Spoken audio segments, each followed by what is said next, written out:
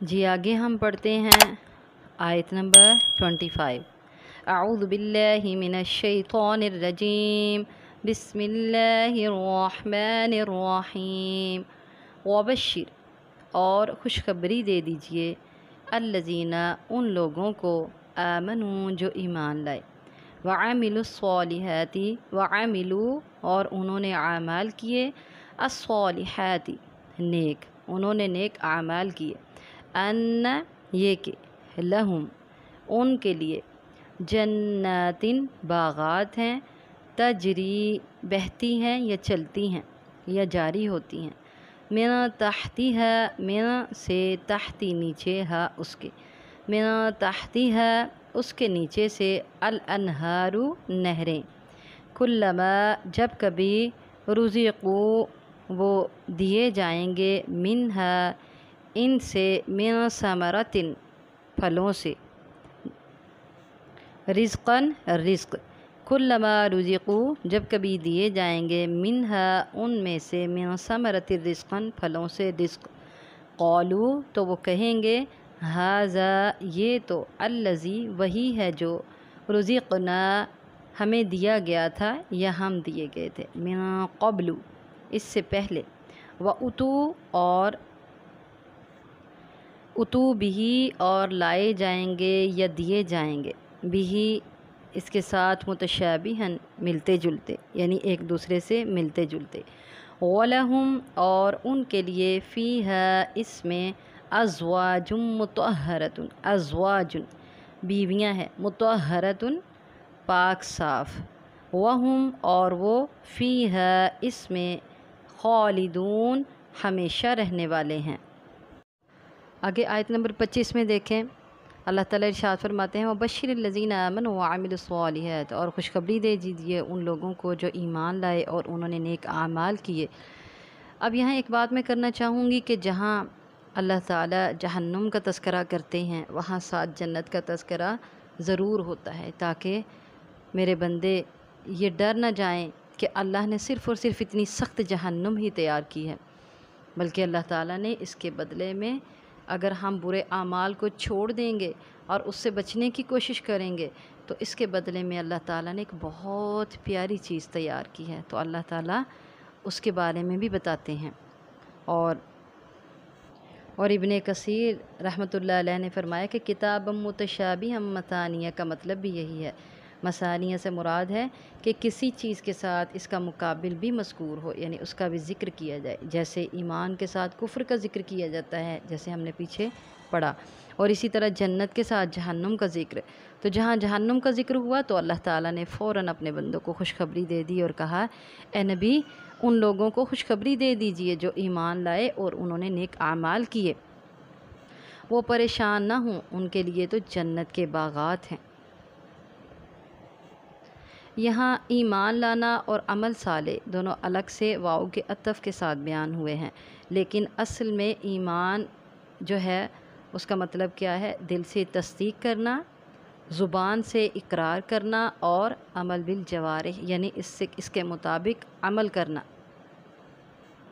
تو یہ تین چیزیں ایمان کی تعریف میں ہی شامل ہیں، تصدیق بالقلب، اقرار باللسان، و عمل بالجوارح، لیکن یہاں اعمال صالح الگ سے جو بیان کیے، تو اس کا مطلب یہ ہے کہ ایمان لانے کے بعد اعمال میں اکثر کوتاہی ہو جاتی ہے، تو اللہ تعالیٰ نے اس کی ترغیب دلانے کے لیے اس کا الگ سے ذکر فرمایا کہ ایمان لانے کے بعد نیک اعمال بھی کرو،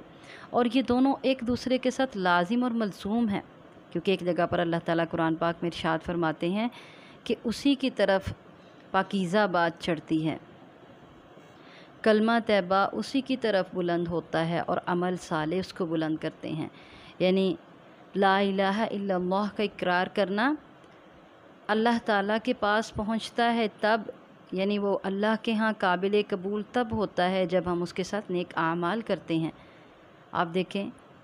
اللہ کے نبی صلی اللہ علیہ وسلم نے ایک حدیث میں ارشاد فرمایا، بین العبد و بین الکفر ترک الصلاۃ۔ تو کیا پتہ چلا کہ ایک بندہ جب مسلمان ہوتا ہے، مسلمان ہونے کے بعد اذان ہوئی، اس نے نماز نہیں پڑھی، تو اس نے کلمہ پڑھ کے اقرار تو کر لیا لیکن عمل اس نے ابھی تک نہیں کیا، پھر دوسری اذان ہوئی اس نے نماز نہیں پڑھی، پھر تیسری اذان ہوئی اس نے نماز نہیں پڑھی، تو اس نے کلمہ پڑھ کے لا الہ الا اللہ کا اقرار تو کیا ہے لیکن اعمال میں وہ بھی پیچھے ہے۔ یہ دونوں ایک دوسرے کے ساتھ لازم اور ملزوم ہیں۔ لا الہ الا اللہ کے ساتھ عمل بھی کرنا چاہیے، کیونکہ اللہ تعالیٰ نے الگ سے یہاں ذکر فرمایا وَبَشِّرِ الَّذِينَ آمَنُوا وَعَمِلُوا الصَّالِحَاتِ، اور اے نبی خوشخبری دے دیجئے ان لوگوں کو جو ایمان لائے اور انہوں نے نیک اعمال کیے۔ جہاں ایمان لانے کے بعد نیک اعمال کرنا ضروری ہے، وہاں نیک اعمال کے ساتھ ایمان لانا ضروری ہے۔ جیسے میں نے آپ سے پہلے کہا کہ دونوں ایک دوسرے کے ساتھ لازم اور ملزوم ہیں۔ اب ایک بندہ جو مسلمان نہیں ہوا، اس نے بہت سے نیک کام کر دیے، جیسے آپ لوگ دیکھتے ہیں پاکستان کے اندر بہت سے غیر مسلموں کے بنائے ہوئے ہاسپٹلز ہیں، اور غیر مسلموں کے ملکوں میں دیکھ لیں آپ، انہوں نے بیواؤں کے لیے جو ہیں وہ ان کی رہائش کے لیے جگہ بنائی ہوئی ہیں، اور یتیموں کے لیے بنائے ہوئے ہیں، اور پھر اسی طرح انہوں نے مجبور لوگوں کے لیے ٹھکانے بنائے ہوئے ہیں، انہوں نے غریبوں کے مفت علاج کے لیے ہاسپٹلز بنائے ہوئے ہیں۔ لیکن کیا یہ سارے اعمال ان کے قابل قبول ہوں گے؟ نہیں۔ تب قابل قبول ہوں گے جب وہ لا الہ الا اللہ کا اقرار کریں گے۔ اسی لیے تو کہا گیا کہ وَبَشِّرِ الَّذِينَ آمَنُوا وَعَمِلُوا الصَّالِحَاتِ، ان کے نیک اعمال تب قبول ہوں گے جب وہ لا الہ الا اللہ کا اقرار کریں گے، اور لا الہ الا اللہ کا اقرار کرنے کے بعد ان کے نیک اعمال قابل قبول ہوں گے۔ تو یہ ایک بہت اہم بات ہے کہ ایک انسان جو پہلے مسلمان نہیں تھا، اس نے بہت سے نیک اعمال کیے تھے، اب اس نے اسلام قبول کر لیا، تو کیا کفر کی حالت میں کیے ہوئے اس کے سارے نیک اعمال ضائع ہو گئے؟ نہیں، ایسا نہیں ہے، بلکہ اس کے کفر کی حالت میں کیے ہوئے سارے کے سارے نیک اعمال جو ہیں ان کا ثواب اس کو ملے گا۔ اور اسی طرح ایک ایسا انسان جس نے حالت کفر میں بہت سے گناہ کیے، لیکن جب اس نے کلمہ لا الہ الا اللہ کا اقرار کر لیا، وہ مسلمان ہو گیا، ایمان لے آیا، تو اس کے پچھلے گناہ سب کے سب ختم ہو جائیں گے، معاف ہو جائیں گے۔ تو دیکھیں اللہ تعالیٰ کی رحمت تو اس قدر وسیع ہے کہ ایمان لانے سے پہلے کی نیکیوں کا اللہ تعالیٰ ثواب دیتے ہیں، لیکن ایمان لانے سے پہلے کے گناہوں کا اللہ تعالیٰ بدلہ نہیں دیتے۔ تو یہاں بہت پیارے انداز میں اللہ تعالیٰ نے اس بات کی وضاحت کی کہ وَبَشِّرِ الَّذِينَ آمَنُوا وَعَمِلُوا الصَّالِحَاتِ، اور اے نبی آپ خوشخبری دے دیجئے ان لوگوں کو جو ایمان لائے اور انہوں نے نیک اعمال کیے، ان کے لیے باغات ہیں جس کے نیچے سے نہریں بہتی ہیں۔ اچھا، اگر سوچیں تو یہ ایک بہت خوبصورت منظر نظر آئے گا۔ میں اپنے جو ہے وہ سوچ کے مطابق آپ کو بتانا چاہوں گی کہ دیکھیں، اگر کسی کا کوئی باغ ہو یا کھیت ہو اور اس کے پاس سے نہر بہتی ہو، تو وہ بندہ کتنا خوش قسمت ہوتا ہے۔ ایسی بنجر زمین اگر جس میں کوئی کبھی کھیتی نہیں ہوتی، اگر اس کے پاس سے نہریں بہنا شروع ہو جائیں تو وہ بنجر زمین بھی آباد ہو جاتی ہے، اور جس کے باغ کے پاس سے نہر بہتی ہو وہ خوش قسمت ترین سمجھتا ہے اپنے آپ کو کہ میں جب دل چاہے پانی دے سکتا ہوں۔ لیکن یہ تو اللہ تعالیٰ نے ایک خوبصورت منظر پیش کیا، تجری من تحتها الانہار، جن کے نیچے سے نہریں بہتی ہیں۔ باغات ایسے درخت ہیں باغات کے اندر کہ ان کے نیچے سے نہریں بہتی ہیں، ایسے باغات ہیں ان کے دور سے پانی کھینچ کر نہیں لانا پڑتا، یعنی اس قدر خوبصورت باغات ہیں کہ ان کو کسی چیز کی ان میں کسی چیز کی کوئی کمی نہیں ہے۔ اور پھر اللہ تعالیٰ ارشاد فرماتے ہیں ان کے اندر ایسے پھل ہوں گے جو دنیا کے پھلوں سے ملتے جلتے ہوں گے، ان کے نام اور ان کی مشابہت تو دنیا کے پھلوں سے ملتی جلتی ہوگی، لیکن وہ دنیا کے پھلوں جیسے ذائقہ نہیں رکھتے ہوں گے، اس سے کئی گنا زیادہ ذائقہ رکھتے ہوں گے، اس قدر خوبصورت ہوں گے، اس قدر میٹھے ہوں گے کہ دنیا کے پھل تو اس کے مقابلے میں کچھ بھی نہیں۔ اللہ تعالیٰ ارشاد فرماتے ہیں وَأُتُوا بِهِ مُتَشَابِهًا، وہ ان سے ملتے جلتے ہوں گے، جب ان کو دیا جائے گا تو وہ کہیں گے اوہ یہ تو وہی ہے جو ہم دنیا میں کھایا کرتے تھے، یہ تو وہی آم ہے، یہ تو وہی کیلا ہے، یہ تو وہی بیر ہیں، یہ تو وہی انگور ہیں، لیکن وہ ان سے ملتے جلتے ہوں گے، ویسے نہیں ہوں گے، ان کا ٹیسٹ اور ان کی مٹھاس ان سے کہیں بڑھ کر ہوگی۔ اور پھر اللہ تعالیٰ ارشاد فرماتے ہیں وَلَهُمْ فِيهَا أَزْوَاجٌ مُطَهَّرَةٌ، ایک انسان کے لیے لذت اور آسائش کے لیے بنیادی چیزیں جو ہے نا وہ تین طرح کی ہوتی ہیں۔ ایک کیا؟ رہائش، دوسرا کھانا پینا اور تیسرا نکاح۔ لذت اور آسائش حاصل کرنے کے لیے بنیادی طور پر یہ 3 چیزیں چاہیے ہوتی ہیں: رہائش، کھانا پینا اور نکاح۔ تو ایمان لانے والے اور عمل صالح کرنے والوں کو اللہ تعالیٰ نے ان تینوں چیزوں کی خوشخبری دے دی کہ تمہیں جنت میں باغات بھی مل جائیں گے، محل مل جائیں گے، اور پھر تمہیں اس میں کھانے پینے کی ہر طرح کی چیز جو تم چاہو گے ملے گی، اور پھر تمہیں اس میں پاکیزہ بیویاں بھی عطا کی جائیں گی۔ ایسی بیویاں ازواج مطہرۃ جو پاک کی گئی، بہت ہی پاک کی گئی، یعنی وہ ظاہری قسم کی آلائشوں سے بھی پاک ہوں گی، مثلا پیشاب، پخانہ، تھوک، حیض، اس طرح کی، یہ حیض بھی ایک طرح کی ظاہری آلائش ہے، ناپاکی ہے،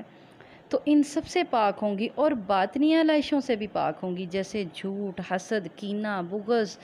اور ایک دوسرے کے بارے میں دل میں نفرت رکھنا، یہ ساری چیزوں سے وہ پاک ہوں گی، مطہرۃ پاک ہوں گی۔ تو کس قدر خوبصورت اللہ تعالیٰ نے نقشہ کھینچا ہے ان لوگوں کے لیے جو اللہ پر ایمان لاتے ہیں اور نیک عمل کرتے ہیں، ان کو اس قدر اچھا بدلہ ملے گا۔ اور جب انسان کو یہ ساری نعمتیں ملتی ہیں تو اس کے دل میں ایک خوف ہوتا ہے، یا اللہ کہیں یہ مجھ سے چھن نہ جائیں۔ چھوٹی سی نوکری مل جائے نا انسان کو تو اس کو ڈر رہتا ہے کہ اللہ یہ رزق جو تو نے لگایا یہ جاری رکھنا، چلتا رہے، کسی کا محتاج نہ کرنا۔ اور پھر اگر ایک پیارا سا گھر مل جائے، ایک گاڑی ہو، تو انسان کی یہی خواہش ہوتی ہے کہ اب مجھ سے اللہ واپس نہ لے، ان نعمتوں کو واپس نہ لینا۔ اور نبی کریم صلی اللہ علیہ وسلم نے بھی دعاؤں میں نعمتوں کے کھو جانے سے پناہ طلب کی، لیکن اللہ تعالیٰ نے یہاں وہ ڈر بھی ختم کر دیا۔ وَهُمْ فِيهَا خَالِدُونَ، اللہ تعالیٰ نے ارشاد فرمایا کہ اب ڈرنے کی بھی ضرورت نہیں ہے، یہ وہ جنت ہے اور یہ وہ نعمتیں ہیں جو تمہیں ہمیشہ ہمیشہ کے لیے مل جائیں گی۔ نہ تم جنت سے نکالے جاؤ گے، نہ تم سے یہ نعمتیں چھینی جائیں گی، اور نہ ہی تم سے وہ بیویاں واپس لی جائیں گی۔ ہر طرح کی نعمتیں جو جنت میں تمہیں مل گئیں وہ جنت کے اندر ہمیشہ کے لیے تمہارے پاس رہیں گی، اور تم ہمیشہ کے لیے جنت میں رہو گے۔ اللہ تعالیٰ سے دعا ہے کہ اللہ تعالیٰ ہم سب کو جنت الفردوس میں داخل کرے، اور قبر کے عذاب سے اور جہنم کے عذاب سے بچا کے رکھے۔ آمین۔